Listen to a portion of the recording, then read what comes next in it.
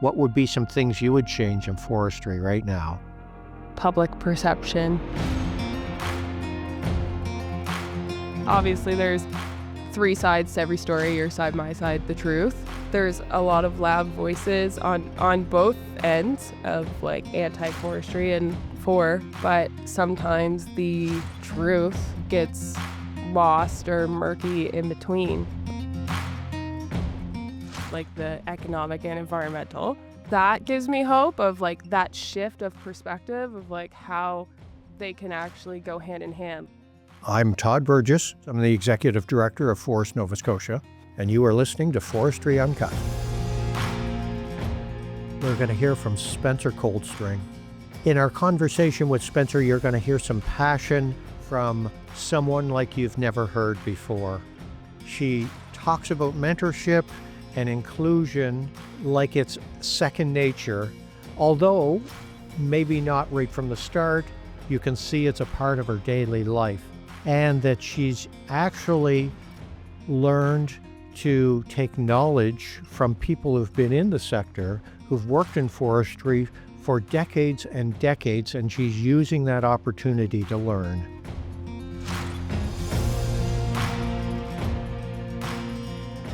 Welcome, dear listener, to our next podcast. And with us today, we have Spencer Coulstring, who works for Freeman Lumber. Yes. All right. Spencer, can you introduce yourself and tell us a little bit about yourself? Well, my name is Spencer Coulstring. I have been working at Freeman Lumber for, this is my fourth week. Fourth week. Yep. I was born in Nova Scotia. I moved out west for a couple of years, and that's kind of where I found forestry. I've worked in forestry in Nova Scotia since 2019, and I've been in the natural resource sector since 2016. So I'm almost coming up on my decade. Okay, so you were born in Nova Scotia. You moved out west. Where did you go out west? I went to Vanderhoof, BC. Oh, Vanderhoof. Yes, an hour and 15 minutes outside of Prince George, just if anyone. And you started working in forestry there, or what got you into forestry in Vanderhoof? Well, I actually went to Vanderhoof to work with a species at risk, the Nechaka white sturgeon. So I was getting paid during the brood capture season. So we would capture adult sturgeon, either on like angling or on a set line. And we would take their milt, which is fish sperm, and their eggs, and we would mix them together and grow them. And got paid to do that. And it was amazing. And we were rehabilitating the species for 4 months. And then the other 8 months, you scrubbed tanks in a windowless room. Okay. So next door was a consulting company. So I started there in forestry, and then I moved on in the same company to be an environmental technician. And then moved home like all East Coasters do. Wow. So did you go to school, take forestry? I have no forestry education formally. Hey. I went to Mount St. Vincent University, and I took my BSc in science communications. So I majored in Science communications. Yep. That's a thing. Okay. It was a thing. It's no Okay. longer a course. But so I majored in biology, and I minored in public relations and communications. Okay. Nice. So, so you're in forestry. What's keeping you in forestry? Like if you're this media person. Oh, Is not a medium person? that was basically how I could get my BSc without having to do organic chemistry. Don't get yourself thought. All right. Well, that's a good point. So anyone out there that wants to get a BSc without organic chemistry. Okay. So so what's keeping you in forestry? I feel like like everyone in forestry, you love working outside and you love the people. I know there's passionate people in every industry. I realize working in the sector for so long, it's probably more of a bubble, but So In explain that. What do you mean more of a bubble? in the bubble, like I think that our sector has the most passionate people. Now, it may not be true because obviously my time in the forestry sector is more in depth and intense than it would be with any other sector. But I truly do believe we have the most passionate people, for better or for worse. Oh, okay. So there's probably some stories behind the worst, but maybe we won't go there. Um, so where do you see hope or do you see struggle in the near future? Let's say the next 2 to 5 years in forestry in Nova Scotia. Do you see some hope, some good things on the horizon, or do you see a bunch of struggle coming? Can I see both? Yeah. Well, tell me your thoughts. Well, my personal thoughts is obviously in some of the roles that I've had a lot of opportunity to engage with youth. And I see like a shift in some of the perception of forestry in that generation. Like sustainability is talked about a lot more in schools. And even I ended up doing a program just this past fall with some female students, and all of their questions were like, we're so interested in this, but like how is this sustainable? So it's the focus of seeing how like trees are a renewable resource.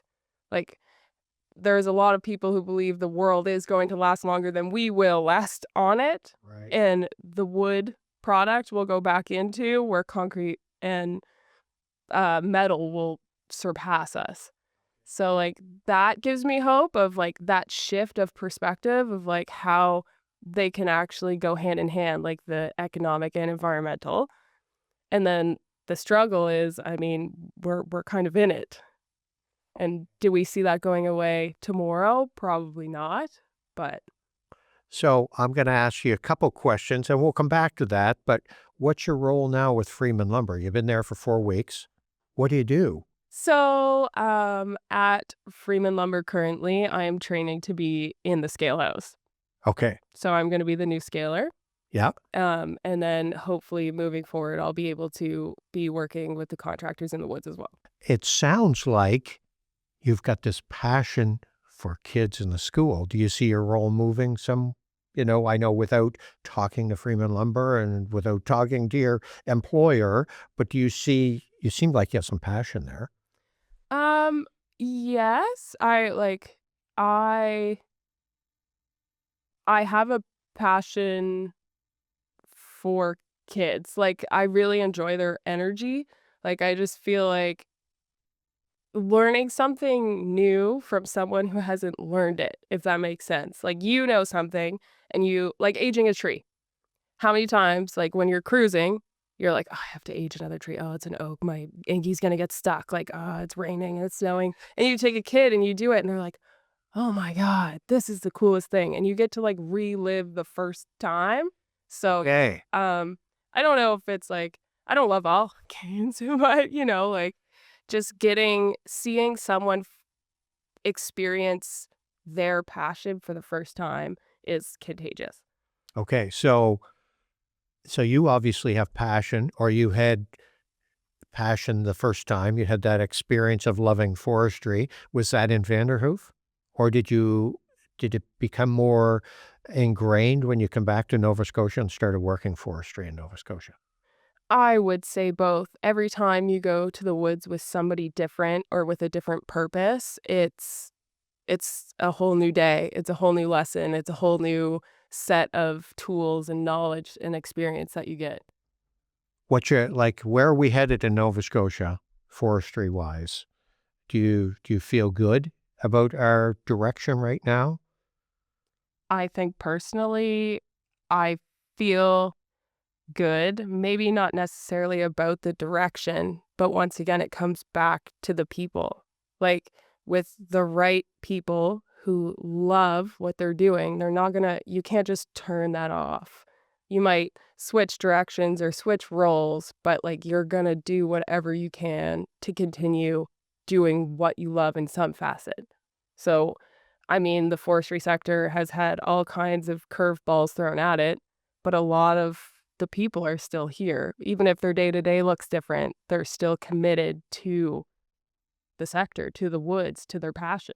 I know a few things about you and about your passion for fishing and and your role in trying to involve other females in the sector. I know you have this uh, Women in Woods, or what's the group called? It's just a mentorship A group. mentorship. Can you tell me a little bit about that? I know that some of the women in the sector have already heard this story, so if you're listening, just feel free to skip this part. But No, don't skip. It's all good. so when I worked out west, it was a different experience where it was very much like I'm one of the boys. Like don't say the wrong thing. Don't stand too close to the other female in the room because everyone might notice that, you have a vagina and they're not going to want to like Okay. it changed the So you felt the difference. You I felt, was not a girl's girl. I was one of like we do talk about how it's a male dominated field and like how there are some barriers, but I was one of the barriers to other females in the sector. Like I was not a friend, I was not a supporter. I was very much like, did you see what she did? Um and then I came here and I started working. Uh and I believe at the time I was actually the only female on the Woodlands group, so it wasn't a big deal.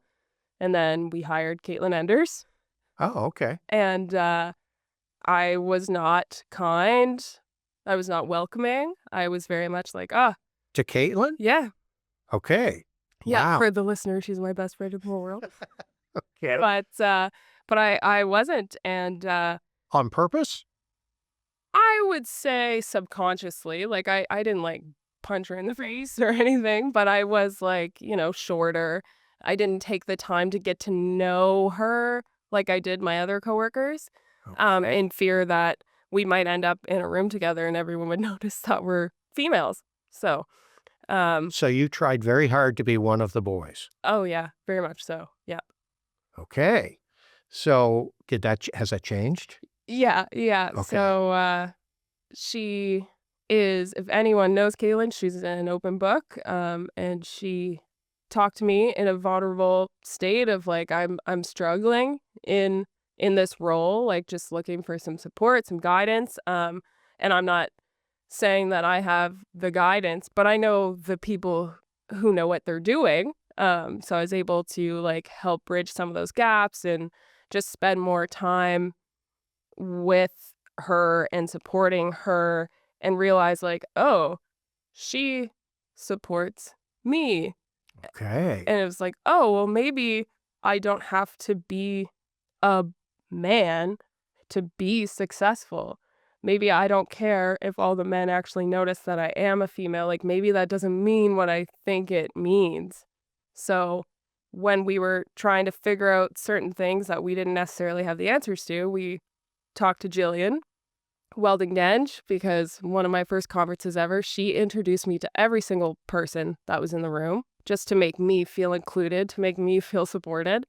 So we reached out to her, and Jillian does not do anything half-assed, and she took it as far as she could and includes everyone that she can. And now we have this nice group that we get to learn from. We get to ask those air quotations stupid questions, and Okay. So I I'm learning a ton here. This is some of that stuff I did not know.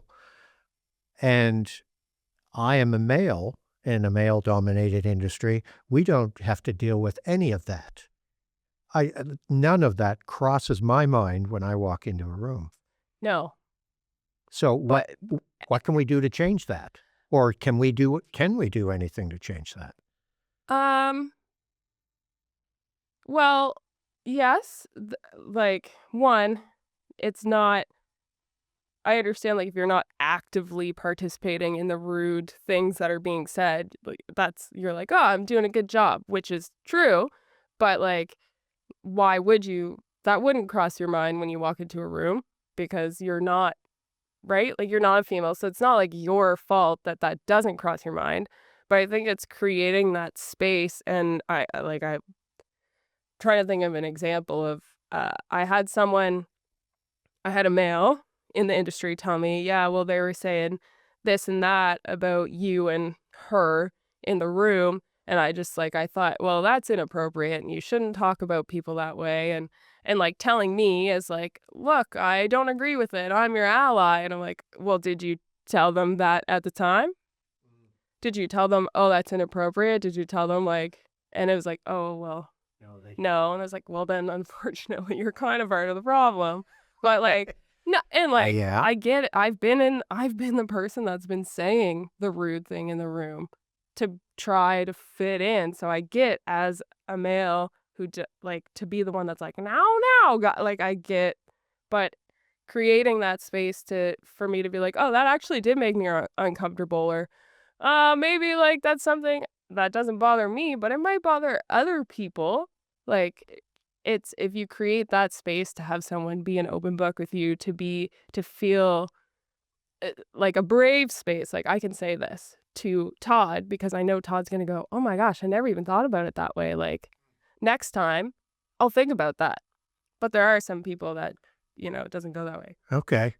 So I didn't, we're not sitting here talking just specifically about this because I know you've got passion for forestry and you've got passion for Nova Scotia and the outdoors. Um, so this group, how often do you get together?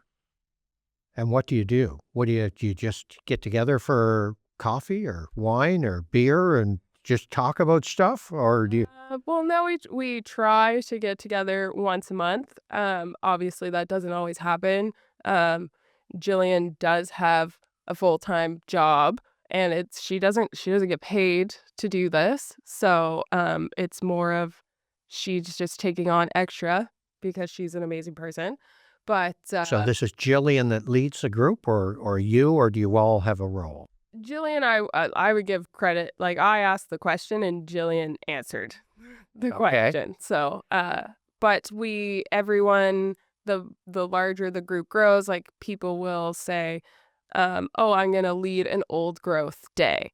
So then we go to the woods as a group for the day, and we all learn how to do an old growth survey.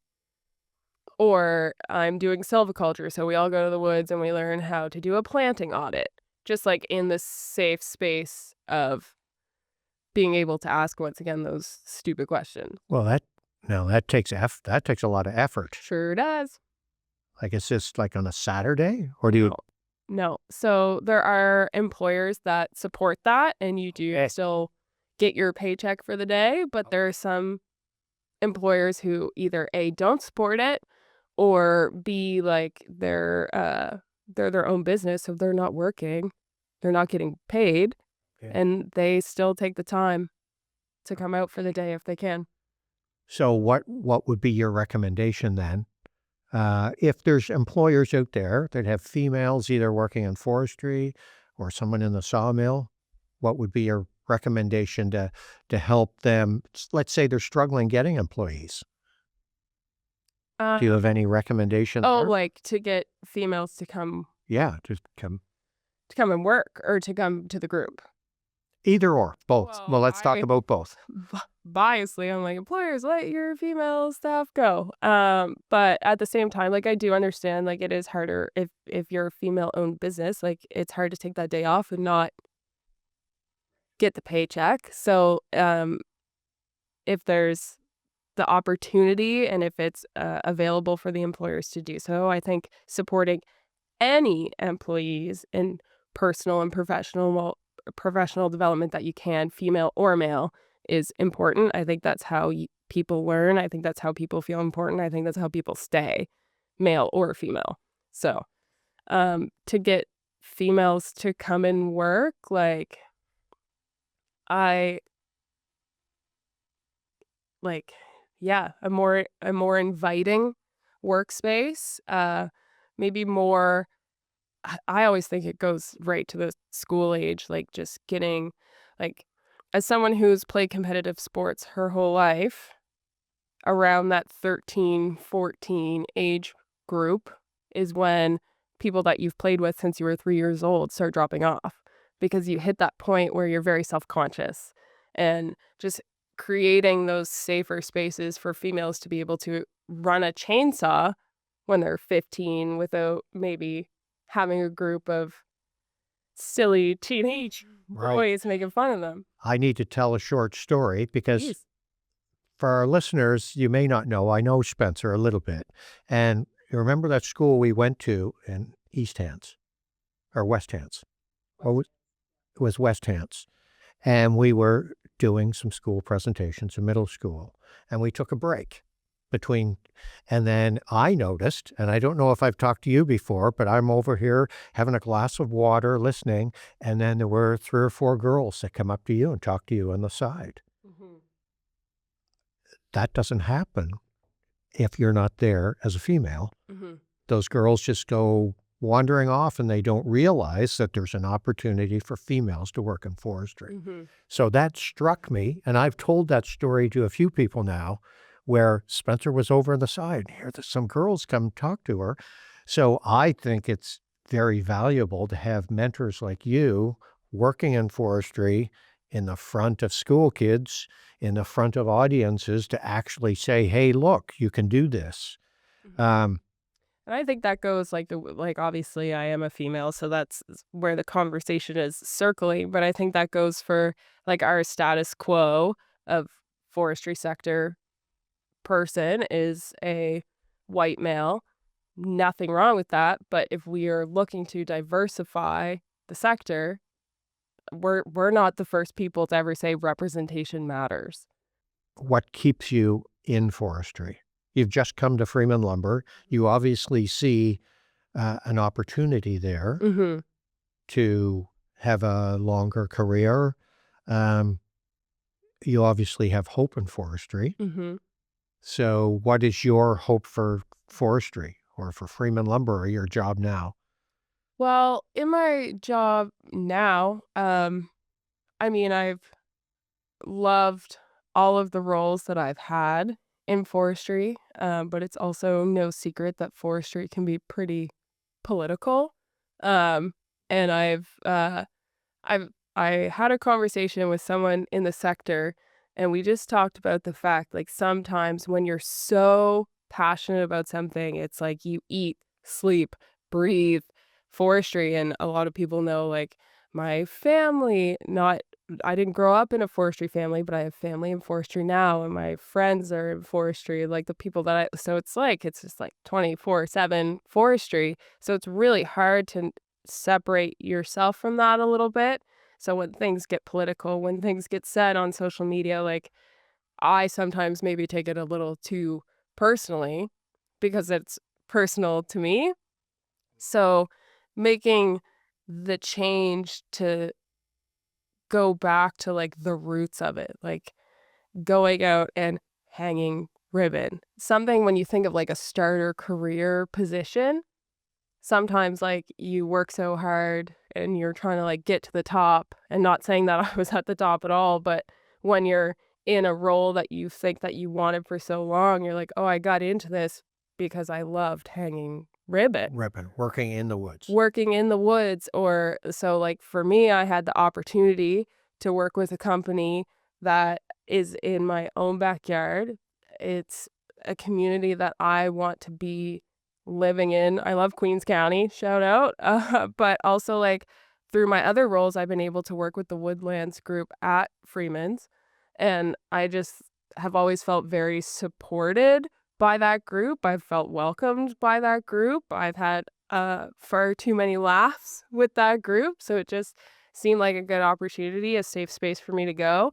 And I get to learn a whole new aspect.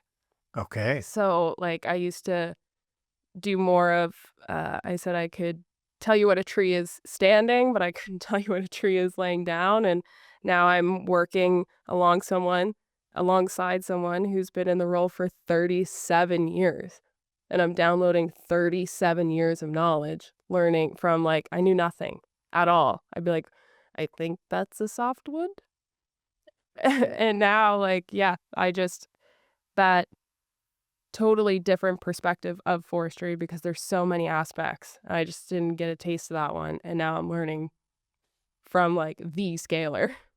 So Do you ever envision yourself, like you say, you're not a forester, but you work in forestry and you have all this passion. Do you ever envision yourself going back to, I don't know, to school for anything or no? It's a tough one. Like um the one thing, and I get like when you're going to school for forestry, it's obviously forestry oriented, but a lot of people who go into forestry hate sitting in a classroom. Like Right. they want to be outside. So I was probably 3 years into my degree when I was like, "Ooh, I think I would actually enjoy doing forestry." And the classic like, you got 1 year left and you're gonna kinda switch that to go get a diploma versus a degree, like, just, not from a forestry family, being not that my family forced, but lightly suggested that getting the degree that I've already 3/4 paid for was probably a good idea. Okay. Um, so going back, I wouldn't say is off the table, but doing the, like, specialized courses are more fun. So, like, even doing the, like, FEC with this, ASF, Association of Sustainable Forestry, like, those kinds of. Forest ecosystem classification, just for our listeners who may not know some of those acronyms. That's okay. Got me. We have a lot of acronyms in Yes. forestry. Yeah. Um, I try to be good at it, no, but that's good. I'm not normally on this side of the mic, so. Um, let me see now. So tell me a little bit about your family. You say your family wasn't in forestry. No, they were not. I did not grow up in a camping family. Okay. Yeah, not a very outdoorsy. Um, So how did you get into? You liked outdoors. You liked the woods. yeah. So how? I'm gonna say my babysitter. Uh, she was like a second mother. We lucked out. We had one that lived right next door. We built a little bridge across the ditch, and she basically raised me for a lot of my life with another girl who's also in natural resources in Ontario now. Not from an outside family, but she when it was nice out or when we had rain gear, like we weren't allowed inside. Not we were allowed, but Okay. So for that's where you get your passion then. yeah, we climbed one willow tree and now we both work in natural resources. Okay. So that's kind of fun.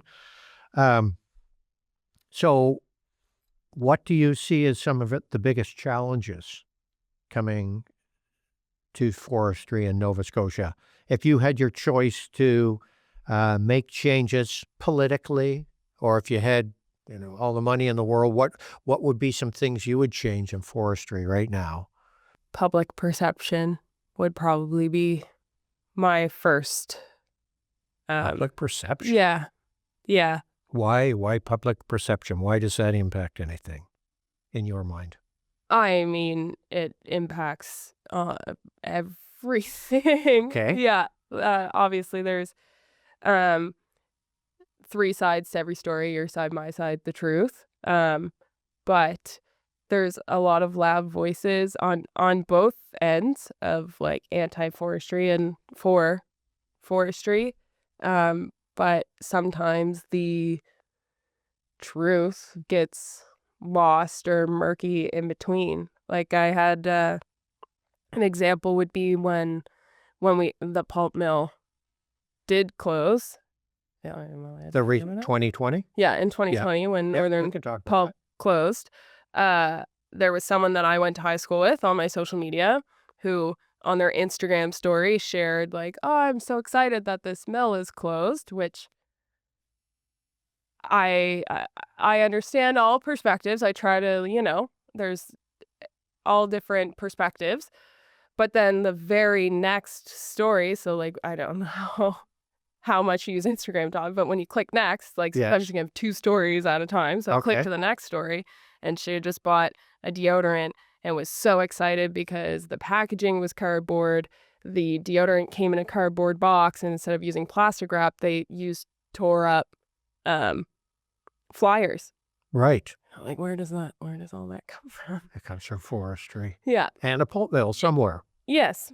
I'm not saying it was directly Northern Pulp, but it's just very much like, look at this super progressive Yeah. change of material, but also, thank God we don't have a pulp mill anymore. So that's more than just public perception, though. I think that's education and a Yeah. ton of different things. So how do we fix that? Schools, I'll say it again, I guess, like and I think it's getting the right people at the table. I think like it's good to have the very polarizing opinions, but there are a lot of people in the middle that Okay. understand, and I'm not saying I'm one of those people, but I get to talk because I'm a talker, Todd, Yeah. if you've ever noticed. So I chat with a lot of people and really try to understand like what is your perspective on all of this and like where do you align? And we have so many great people in the sector who would be amazing to talk about it, but they go into forestry because they don't want to talk about it. Yes. In fact, that's what I'm kind of excited about the podcast, because we can bring people like you here and sort of, you're more of a natural than maybe you think you are. Because I can remember you spoke at our AGM a couple of years ago. Yes. I know you were nervous. Nervous, It right? was impressive.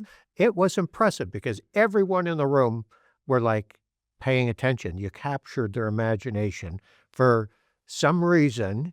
And so so you seem to be able to communicate some of that passion, and it's interesting that you find that public perception is so important. That's the first thing you mentioned. Yeah, and like you are right with the education piece. It's just I was thinking like public perception. I don't want to say lack of education because that sounds so rude to the general public. Because like if you talk to me about, I don't even like corn production, I'd be like, yeah, I don't know, that seems bad. But like I like corn, like like I'm not spending the time to learn all of that information. So like I'm trying to trust the people that dedicate their lives to that, to like, okay, they know what they're talking about. Right. But obviously there's bad apples in every bunch. So Right. So let me paraphrase what you're saying then is we need to do a better job. We need to continue influencing public opinion and getting them to trust people who work in the sector to make the right decisions. Is that what I'm hearing from you? yes, influence or just more information so that they can have enough information to come up with their own conclusion. Okay. So where do you see yourself in the future? Let's pretend Freeman Lumber isn't listening. Where would you like to see yourself go in the future of forestry? I thought at one point that I saw myself going in a certain direction. But I think like life happens and perspectives change and the sector changes. And I think just like there's a lot of aspects to the sector that no matter where you are on your journey or in your life, like it still has a place for you. So I don't have like this big 10-year plan, but I hope that the sector has space for me until I retire. Well, I feel like the space or the sector definitely is going to have space for you, Spencer. I hope it can continue to grow so that you're going to take up more space. Believe it or not, you're going to take up more space than you think you're going to take. I just have a feeling in my bones. Anyway, I want to thank you very much, Spencer, for joining us on our podcast. Thanks for having me, Todd. If you're listening to the podcast, I'd like to thank you for tuning in. We would love for you to subscribe, like, and share it with people that maybe you know or other people in the sector. If you want to learn more about Forest Nova Scotia, the organization that I work for, you can go to forestns.ca. That's our website. You can click on there. listen to our podcast and find out more information about forestry and the forest sector in Nova Scotia.